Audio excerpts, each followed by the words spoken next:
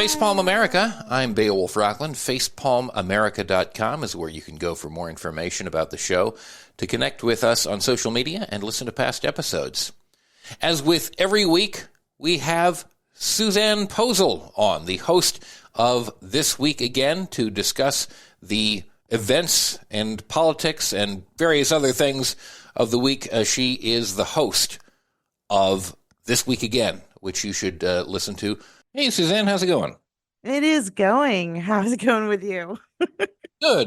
Oh, yeah. It's the joys of working from home and owning your own business. Right. At least, we may not get much pay, but at least we can count on flexibility. Absolutely. Especially, a big employer talking about flexibility. It just galls me a little bit. But anyway, yeah, for us, because we have, Lisa and I caregive for our youngest who has disabilities. And so it actually is helpful in our case. I can't imagine how we would have done it this long were it not for the ability to do that and work all this from home. So it does occasionally have its upsides. So, Oh, yeah. My husband and I are kind of just starting over, and we are, in our mid 40s. We need something to retire to. yeah. He's got a skill that he's been honing for 35 years. So we've got his stepson, we're grooming to take it over, and we're Oh, building it. We've got a 5-year plan. We're going to build the crap out of this thing, become as big as we can, and then hand it off and retire. that sounds great. Good luck. Yeah, we're trying. Yeah, I know. Good luck. We're trying to we're basically in the same position. I mean, we're trying to, make sure that we have a retirement, and we're kind of in the same position, and we've been struggling to make sure that our clients stay on and that we make money, and trying to build everything in place. And no, it's a struggle. And Yeah. I personally never wanted to be in a position where I ran a business or anything like that. I suck at it, and it's really only because Lisa has basic competence and organization, and that I have had the privilege of going out and being able to get paid for a career and a skill that I have had, Hmm. and the contacts that I've made over the course of years because of that we have this at all. But I never wanted to run a business. I just realized, hey, W-2 employment really sucks It does. tremendously. And there's no real consistent way to make it work and also provide stability for a family, especially somebody in our Mhm. circumstances. So, yeah, this is what we've gone for, and so far we've made it work. But we're doing what we can. It's like everybody's on the precipitous edge of calamity. Because there's no pension. Right. My father worked for Trailways, Mhm. became Greyhound, and he got a pension. He's living off of pensions with the Air Force and Trailways and even FP&L. Yeah, But I don't have that as a child of a boomer. I don't have that opportunity. They yeah, don't want to keep me that long, and they don't want to pay me. So I can't even afford my 401k. So it was ride or die. We start a business, we do what we can to build it up, make it lucrative, and then hopefully it's enough to retire on, or no plan B. So it's ride or die. So it's like, yeah. I know. Yeah, no, I mean, I think a lot of members of our generation are kind of in a similar situation because we have the little scrapings of something that came to us from our parents' generations, and we have a little more than our children's gener yeah. generation. So we have some structure to work from, but it's barely holding on to the little that we have. So it's Hmm. so it placed in between in between complete freedom with no hope and the remnants of prosperity on the other side. So Yeah. yeah, it's Because it's this is my last ditch effort. My mom left me a little bit of money she had in bank accounts, but this is my last ditch effort to maybe give my kids something of generational wealth we were talking about on another show, yeah, and something that they can either keep or sell, but something that, because going forward, the price of things is going to become astronomical. They may be priced out of renting. At least they have a place to live, yeah. something. That's what I keep saying to my daughter is save your money and put a down payment on some sort of property because, at least then you won't have to be renting. And she and our youngest, who's the one who has disabilities, are living with us. And I think to myself, like and I know she wanted to do this, and I don't begrudge her, and she's like saved a lot of money because Mhm. she's been able to, because she lives with us, and she does care giving for our youngest also. But it's like she went to see Taylor Swift like last year. That's an expensive Like ticket. well, it's an expensive ticket, but it was even more expensive what she could have like sold it for if she had wanted to. I mean, it was something that she had been planning for a long time, like a year in advance, however long, like she was able to get onto that. And she said, I could probably sell this thing for like $10,000. And I said, Oh yeah. you should do that, and you should put a down payment on like a condo or something like that, so that you can get into the housing market as opposed to have to rent in the future, because that will make such a difference in terms of your ability You know to what? afford things and not be precarious. I see that on TikTok. People Yeah, talking about purchasing rental property, multi duplex or apartment complexes, even small ones, yeah. or hotels and converting them because you can not only live there, but you can rent it out, yada, yada, yada. And I'm thinking, oh no, this is where we're headed. Oh, I mean, oh if she no. if she could get a duplex or something, but I just mean like in terms of like herself having a place to live long term, like Oh, yeah. let alone renting it out. I mean, if she could do that, I mean, yeah, I guess given the system that we live in, that would be a way of like making sure that you have an income, even though when I'm I'm not crazy about the idea of going that route, but Yeah. okay, I get it. I understand, but at least get a place for yourself so that you don't have to like, have a 10% increase in rent Yes. every year, depending on where you live, and be a part of, something that is at least And stable and controlled for the future. most states do not have rent control. Yeah. That's why like elections are so important because like Yeah. the Democrats have a bill that would that they'd like to get signed and made into law, that would cap based on the area. So the county in which you live, the average income, the rentals would be based on that cap. Hmm. That is amazing. That's something that even other countries do. Actual So actual Democrats are like on a federal level are trying to put that forward. yeah, but with Awesome. Republicans in the House right now, it's a no-go.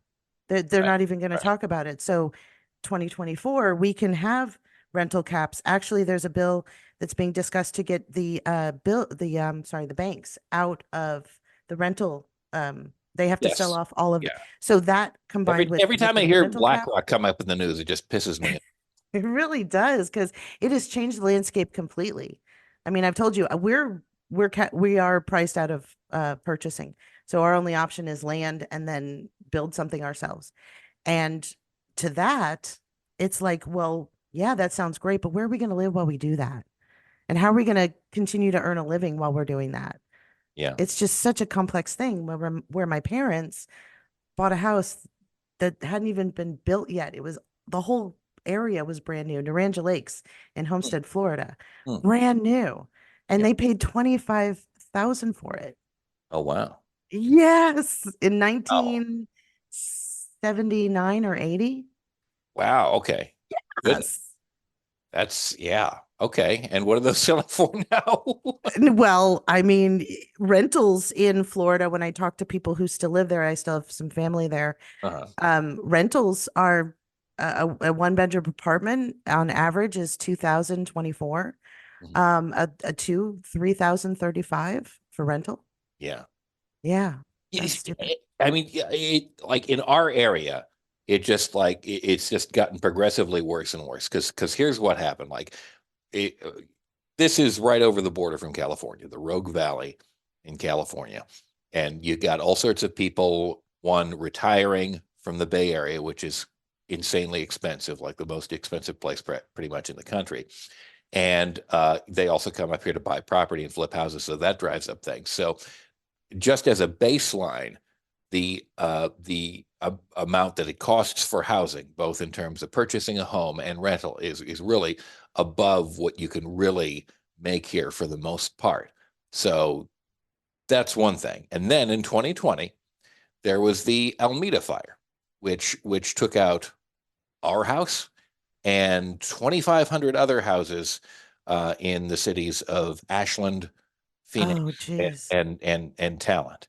And that like just like hit it even worse because it means Mhm. there's that much more pressure, not only for the people who are just suddenly displaced as a result of that, but from the people who are struggling to try to find affordable places before. Right. And it was bad to begin with. We were incredibly incredibly lucky that we managed to find a place because of connections that we have, and they have to do with like liberal actors. By the way, it's because of the Oregon Shakespeare Festival, and and the fact that my daughter with disabilities was in a performance of Hairspray that included several young people with disabilities that were in the 2019 season. And so as a result, when the fire happened, one, we we were able to get housing from the Shakespeare Festival because their entire season in 2020 was blown out because of COVID. So Mhm. ordinarily, where they would be actors living, there were not. And so we were able to get one of those places, and that was incredibly fortunate. And then because um, a guy who used to work for the festival, a lighting guy, he was going to take a job back east. He was selling his home, hadn't put it on the market yet, and wanted ideally to sell to someone who had a connection to the festival. And that ended up being us as well. So because of those connections, because of my my daughter with disabilities, and because of like liberal actors in Ashland, Oregon, we were able to be extremely lucky, and we got tons of support from the community. And we're very lucky. But the vast majority of people like struggled a lot more than that. There are still people who do not have like permanent homes as a result of that, like 3+ years later. And it has done insane things to the amount of rent that you have to pay, even if you were not directly impacted in any way by Mhm. that whatsoever. And there are not fewer natural disasters than there used to Right. be as a result of global warming and climate change. So it's happening more often. The financialization of housing because of BlackRock and other companies like them is becoming worse. So there's just more and more and more pressure to desperately find the basic things that you need in life, and it costs more, and they're squeezing and squeezing, and at some point that's got to give. At some point it will give. Like people cannot live like this forever, and we'll see what happens. I think one of the key turning points will be this election to see which direction we will go. It will, I'm not sanguine about how energetic Biden has been or will be about this, but he's going to be better than Trump, and we really need to like push Biden to get more engaged, and maybe we have an opportunity to do that if he retains the White House in 2024. But it's Well, not a good situation altogether. it isn't. And so Kamala Harris was on The View recently, Oh yeah. Mhm. and she was talking with those wonderful women over there about, well, things came along about the Gen Z Mhm. and their feelings about Israel's response Oh and their really? genocide. Okay. Yes. Oh, those, they're protesting and they've got the avocado toast and they like human rights. And my goodness, isn't that so Yeah. indulgent? That sort of thing. Yeah, because she went on a what she called a college tour and she spoke with a lot of people. She said about 15,000 plus young people in college who would be at the age of protest. And she said she understands their fervor and she understands where they're coming from. And then she said, but. And Right. I said, and I'm watching this and I'm like, look, I like it, Kamala. I do. I even would have voted for you for president, seriously. Mhm. But, and I'm going to give you the but. Yeah. Yeah. Yeah. We are not talking about